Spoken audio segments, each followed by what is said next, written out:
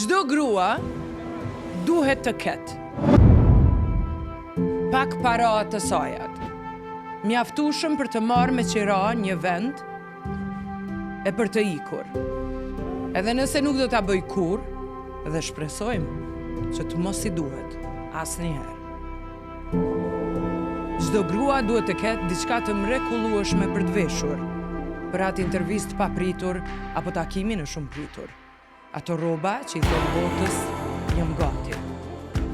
Çdo grua duhet të ketë një rini për të cilën ndihet krenare që e ka lënë pas me buzëqeshje dhe disa aventura të çmendura, për të qeshur me nipërit e mbesat më vonë. Çdo grua duhet të ketë një kuti veglash me kaçavit të vërtet, një shpues elektrik dhe një recipet të zezë me dantella që i kujton se ende është grua. Çdo grua duhet të ketë një mikesh që e bën të qesh në shi dhe një tjetër që i mban dorën në heshtje kur bota i shembet. Çdo grua duhet të ketë të paktën një copë mobilje që e ka bler vet, jo të trashëguar, jo të huazuar, po vërtet të saj. Çdo grua duhet të ketë 8 pjata të njëjta, 8 gota vere dhe një pjatë të veçantë që shërben me krenari. Çdo grua duhet të ketë bindjen e palëkundur se ajo është në timonin e jetës së saj. Dhe çdo grua duhet të di si të dashuroj pa humbur vetveten.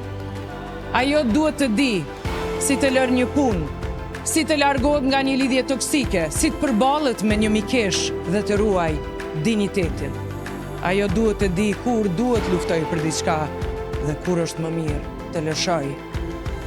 Ajo duhet të di që nuk mund të ndryshoj gjatësinë e këmbëve të saj, formën e ijeve apo të kaluarën e prindërve.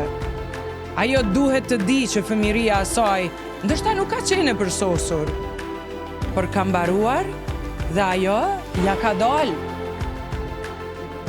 Ajo duhet të di çfarë vlen të bëhet për dashuri dhe çfarë nuk duhet të bëj kur për askënd. Ajo duhet të di si të jetoj vetëm edhe nëse nuk e pëlqen vetmin. Ajo duhet të di kujt i besoj, kujt jo, dhe që shpesh nuk ka fare të bëj me të. Ajo duhet të di ku të shkoj kur shpirtit i duhet paqe, qoftë kuzhina një miku apo një streh në mal. Sepse çdo grua është një univers dhe ta njohësh veten është udhëtimi më i rëndësishëm që mund bëj ndonjëherë.